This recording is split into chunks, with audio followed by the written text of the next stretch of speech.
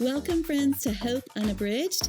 We are a filmed podcast that you can listen to or watch here on Good Life 45. We are so glad you're here with us today. I'm Angie Elkins. And I'm Kasey, Brennan. And today we are talking about a pretty sensitive topic around human trafficking. So if you've got little ears nearby, you might want to put your earbuds in or save this one for later. But we're really excited to talk to you about this today because we're bringing our friend Rebecca Bender on to give us her expert opinion on how to learn about this issue and just how to battle it. So, Kasey, this is a big issue. There's been a lot of myths around it lately. Yes. And I think a lot of us, like as just the normal family in America, don't really know how to talk about it. Yeah. And I don't know about you, but there are a few people online I've been listening to. Yes. I think it's important to find experts who really know what they're talking about. Have you had that experience? Absolutely. Yes. And Rebecca Bender is actually one that I've been listening to. Same. And it is important, especially as Christians. Like, we need to know the voices that we're hearing. And it's heavy. This is a heavy subject, and it's one that a lot of people will shy away from. It's not a dinner topic conversation. Right. Unless you're me, because I usually go straight to the heart of a conversation. Yes. I like to have these kinds of conversations. A lot of people don't, though. And I think that we are afraid to have them because we feel uneducated. Yeah. Like we really don't know enough about it. And so it's important that we do educate ourselves. It's true. And I think especially in social media, I mean, you scroll through Facebook and you see a post and even just the headline of it, and you just, you burn and you get angry, and you don't really take the time to research that post and look at it and see the truth behind it. Right. And then people, kind of stand on their platforms and because they read one post that they maybe or maybe not read the actual article. So it's important. It is important. It's important to listen. I think that's one thing that we've been learning about America in the last few months, that we're not great at listening. No. So it's important to listen and to find those voices that we listen to. But we're going to talk to Rebecca and find out what we can do. Like, when is it appropriate to step up and say something? When is it appropriate to make a call, or all of those things that we want to know? Yeah. So I'm excited to talk to Rebecca. Shall we welcome her? Welcome, Rebecca Bender. Hi, thank you so much for having me. You are so welcome. Thank you for joining us from Oregon. From Oregon. So what's it like there today? Is it rainy, cloudy, sunny? It's hot. We are right above the California border, so we get all the heat. We have 104-degree summers. It's a hidden gem in the Pacific Northwest. Yeah, that's awesome. Well, we're so glad you took the time to talk to us today. I found you through your book, In Pursuit of Love. And I would love for you just to start by sharing your story a little bit with our viewers and our listeners. Tell us why you have a voice in this particular topic. Yeah, thank you again so much for bringing this up to your viewers. It is such an important topic. It really helps us as parents to know what we're facing in this whole new world that we live in. It's more hypersexual than ever before. And so these topics are important. So I appreciate you taking the time to dive in. My story is, I was born and raised in a small town in Southern Oregon, kind of your average all-American small town kid. I grew up skipping rocks on the river and swim holes and riding my bike to the neighbors, just really an all-American average small town kid. My dad worked at the local lumber mill. My mom was an aerobics instructor on the side, and that was kind of my upbringing. We'd go down to the lumber mill and bring my dad lunch, and on Saturdays, my mom would be doing step aerobics. And so, I'm dating myself, but I was an 80s kid, and that's kind of, it's how I was raised. It was really no big deal. But, like most people, I grew up in the 80s where you're taught stranger danger, right? You're taught white minivans, kidnapping. You're taught that human trafficking happens overseas to children, locked in rooms. And what that did for me growing up, though, in America was I pictured that it could never happen to me because I only envisioned these really sensational stories. Yeah. I was not raised in a faith-based home. I had a praying grandma, bless her heart. Thank goodness for those praying grandmas. my parents were 9, or when I was 9, I'm sorry, my parents divorced. Okay. And it was a really difficult divorce. It was very volatile, very loud. And suddenly my mom was a single mom trying to make ends meet after being, stay-at-home mom. So a lot of latchkey kid moments for me as a small person, walking myself to and from school or the bus stop, being alone often. And so those created some deep wounds in me of feeling unimportant, unwanted, and alone. My dad started drinking, to numb his own emotions through it, Sure. and he's doing obviously great today. I don't want to put anyone down, but I think those are still moments that I felt unimportant during his time trying to process his own heartbreak. You know what I mean? And so by the time I went off to high school, things had turned back around. My mom had gotten remarried. We were kind of just, a normal middle class family. I was a varsity athlete and an honor roll student, real active and engaged. I would have never been put in an at-risk youth category by any means. Graduated a year early at 17, accepted into Oregon State University. I say go Beavers, but usually that's very few people know who we are. But during that time, I ended up getting pregnant, and I decided to keep my daughter and unenroll from the university, go to the community college. And that's when those same vulnerabilities started to resurface of feeling really alone, really unimportant, and really unwanted. I was kind of the girl on campus with the kid. And that's when the most amazing guy came around. He was funny and charming, and he had all these great ideas on how to meet all of the problems that I faced. And he really took me and my daughter in, and made me feel like I could finally have a family that broken 9-year-old me, I think, really wanted, but that I especially wanted for her. And we dated for 6 months. He got to know my hopes and my dreams and my fears. He invited me to move in with him. I thought, finally, the tables have turned for me. I'm going to get married and, have a normal family. But then he told me his job was relocating him to Las Vegas. And I thought, well, every good woman follows her man. It's kind of that cultural thought lot, and so I went willingly, Now, obviously, when you're learning more about the issue of human trafficking, there's by definition a component of human trafficking that's called fraud at inducement, fraud at recruitment, fraud at destination. And so there's a component of fraud that clearly this young man used against me. And when I got to Las Vegas, he forced me into human trafficking. Wow. So let me tell you what scares me to death about your story. How normal your life was. You were a normal, average American kid, parents divorced at a young age. It really, really drives home the point that it could happen to anyone. Absolutely. And obviously in hindsight, there's things now that I'm a healthy adult that I saw of my childhood that felt probably not normal for most. But to me, I thought this is normal. Parents fight. My dad would drink too much. He'd throw things against the wall. Now, that might not be normal for most people, but I say that in terms of quote unquote normal childhood because the school would have never put me in an at-risk youth. I wasn't in foster care. I wasn't sexually abused. I wasn't physically abused. I wasn't in an alternative high school.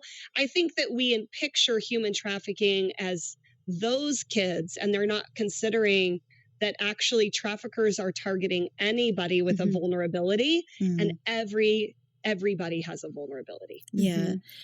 Can we talk about vulnerability for a minute? Because, I think about my own children and I wonder, where are they vulnerable? And so I want to get to the good, hopeful part of your story in just a minute. But before we move on, because you mentioned vulnerability, I'd love for you to say, or just tell us a little bit more about how we uncover the vulnerabilities and kind of bring Jesus in to meet those needs. This is such an important question because I think that we live in this really hypersexual culture right now that is raising our young girls and our young boys at a time where everything has become sexual and pornified.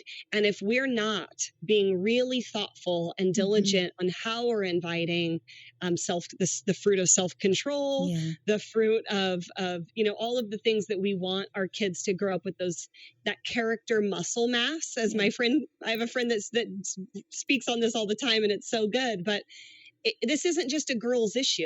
The number one buyer of sex in America is men, right? Whether it's a boy or girl being trafficked, the buyer is always a man. How are we raising up our young men in a really hypersexual culture? So I think some of those vulnerabilities are important to address from all aspects of this equation of trafficking, right? Because no one grows up and says they want to be in prostitution. Right. Neither does any young man grow up and say, someday I'm going to buy a 15-year-old. Right. And nor does a young man in foster care today say, I'm going to grow up and start trafficking people someday.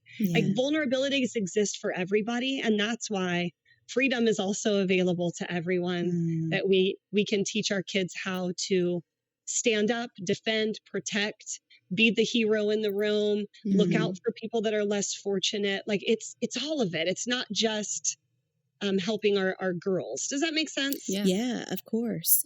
So I know that your boyfriend at the time forced you into human trafficking.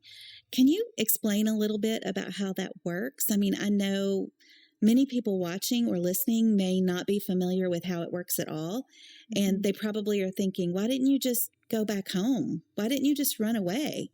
But there's so much complexity to the situation. Yeah. So tell us a little more about that. Yeah, it's so true. I think most people envision human trafficking as this one movie they may have seen this one time, right? And it's always this kidnapped scene and someone's taking your child from a parking lot or something. And what people don't realize is that to traffickers, this is a business. This is about selling a product over and over and over without having to re-up their supply. Well, if that's your business, how do you make products sellable?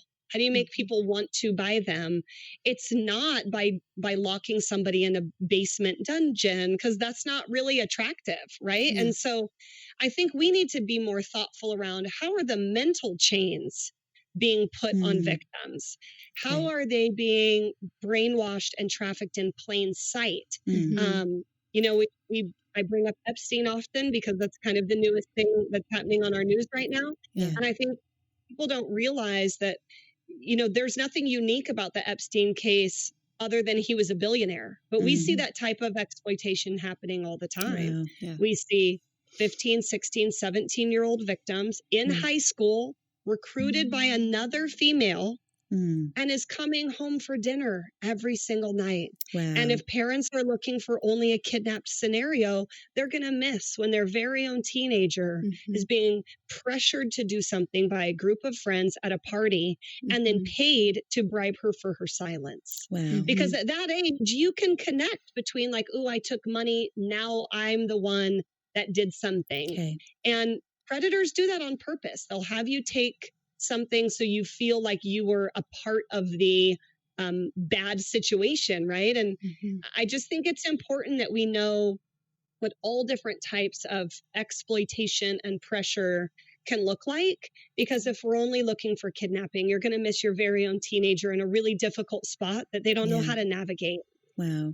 Yeah, that's so scary. Yeah, it really is. About, like, that's probably my biggest fear. I mean, my own daughter, she's 7, but she roams our neighborhood. We give her some boundaries. She has her boundaries where she goes. She has to check in every, 2 minutes or so. But she's made little friends around the neighborhood, and you want to think that all of them are so kind and loving and but in the back of my mind, I'm always like, is this a person that I need to worry about? That's like grooming my daughter in a way that I don't know. I mean, those kinds of things are terrifying. It really is. I mean, I think it's this balance we look for as parents, as we want them to be free and we want to give them freedom, but we also just want to keep them locked up at home and not let them ride their bikes around the neighborhood or do anything that could put them at risk. So I know that you had mentioned how you were really brainwashed into staying in Las Vegas and to keep participating in trafficking. But there was a turning point for you. Will you tell us a little bit about that? Yeah. Yeah. And thanks for bringing up the brainwashing. I know we can't get the whole story into this time, and we want to be able to give parents the tools to keep their kids safe based on demographic and age.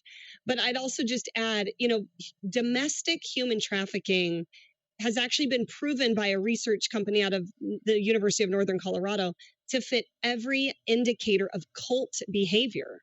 Wow. So when someone says, why don't you run? I'm thinking, well, you're thinking from a healthy adult brain. Of course you should be asking those questions. Right. But if you are thinking from an 18, 19-year-old traumatized, brainwashed brain, you don't think through things as healthy, as maybe someone who's listening in. Yeah. So kind of keep that in mind. You have great questions, but you're a healthy adult. Mm-hmm, that right. person that's traumatized and living in trauma and the neurology of brain and trauma and choices and all of those, they're not thinking from a healthy adult brain. They're thinking from a traumatized young person's brain.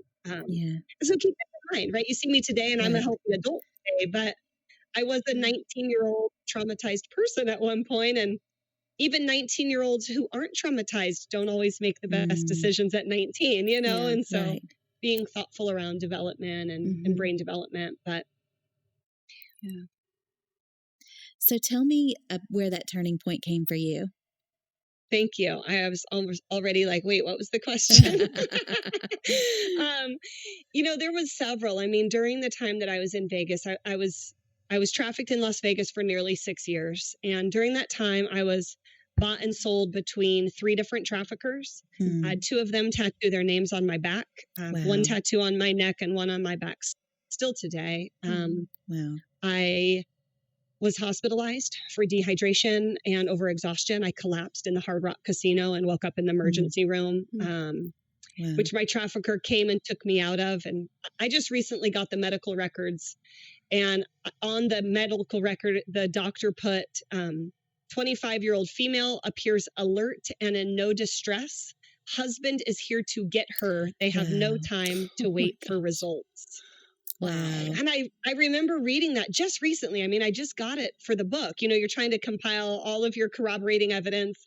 And I remember just reading it and thinking, this doctor had no clue. A, I was never married. Wow. And B, if someone's rushing to get someone out of the emergency room without time to wait for results, like that's a red flag, Yeah. So during that, I had multiple attempted escapes. And people say, why didn't you just run? I did. That's why I'm sitting here today. I did run. And I had multiple attempts during that time. You learn what to do better with every attempt.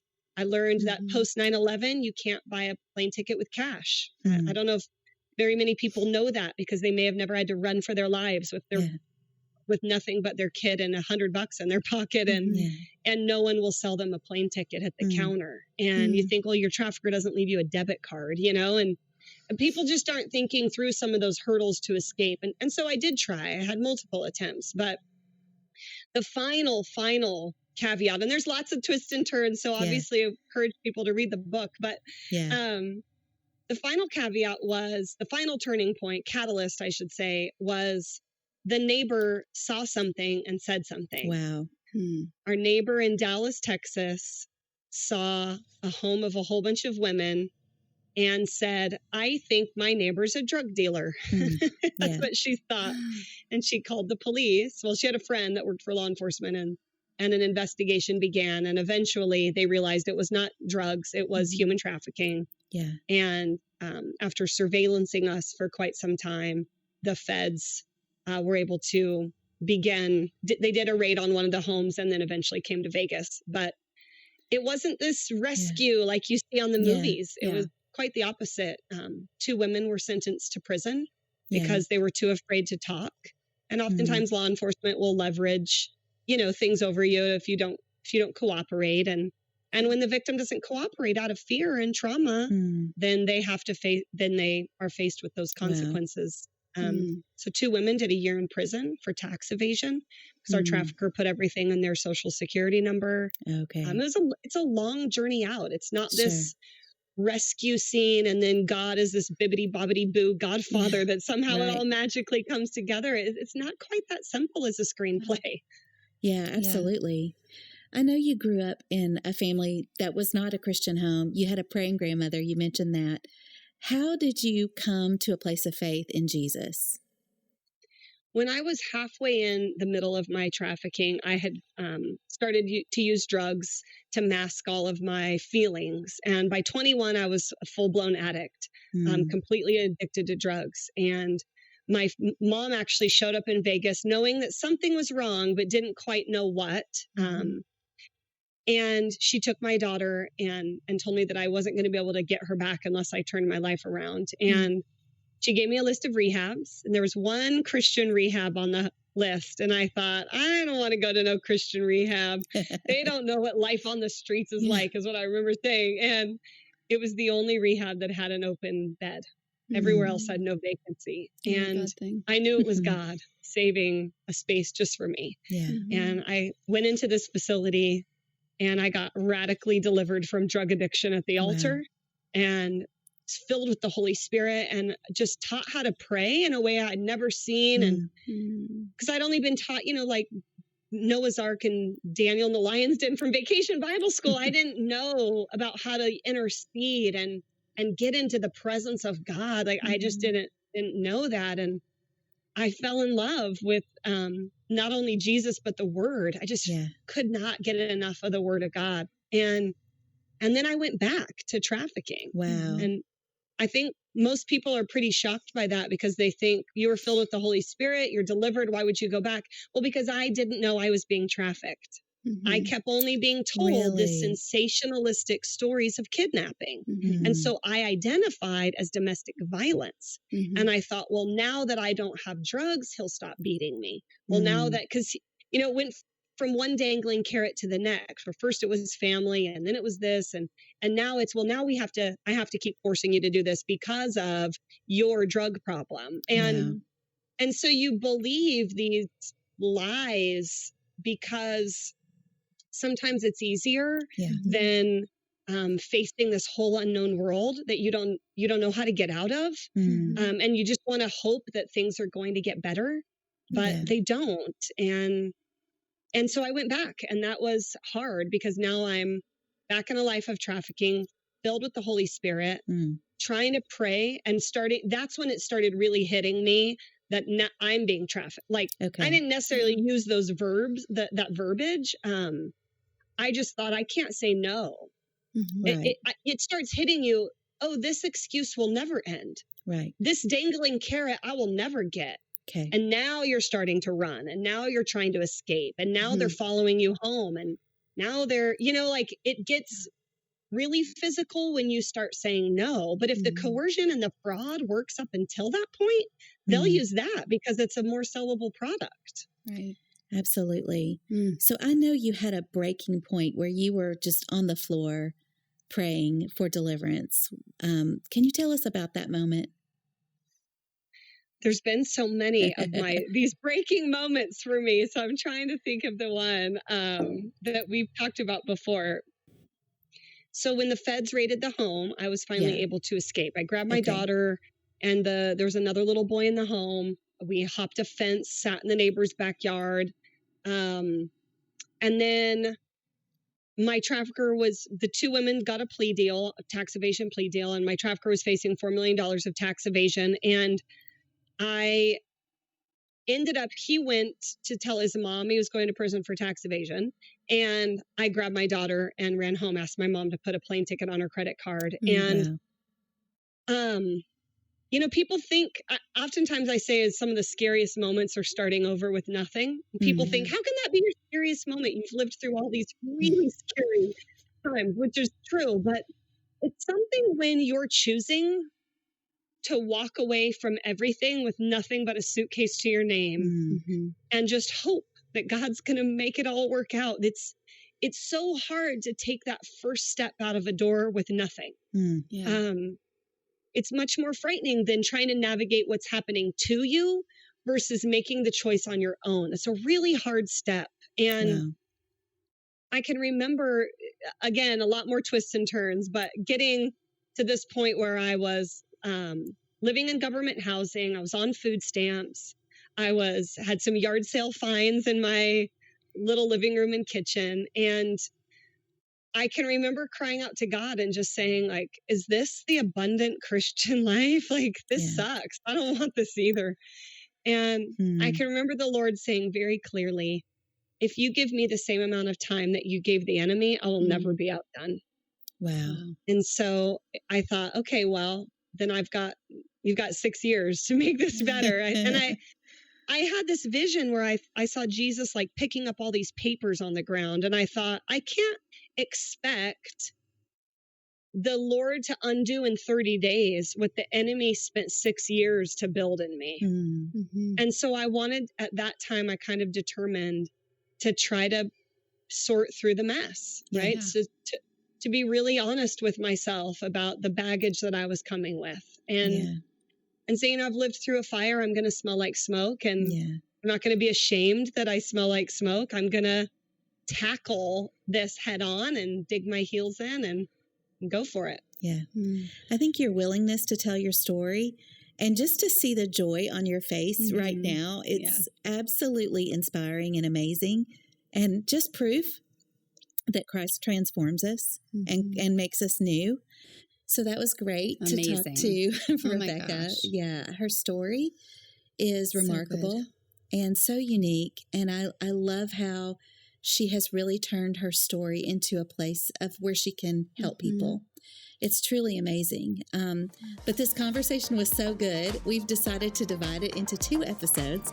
So stay tuned for our next episode, where we continue to hear from Rebecca about how we can look for signs in our communities and things that we can do, how we can protect our own children. And also she's going to address some myth busters. There are a lot of myths around human trafficking out there that you've seen on the internet, and she's going to break those down for us. So make sure and join us next time.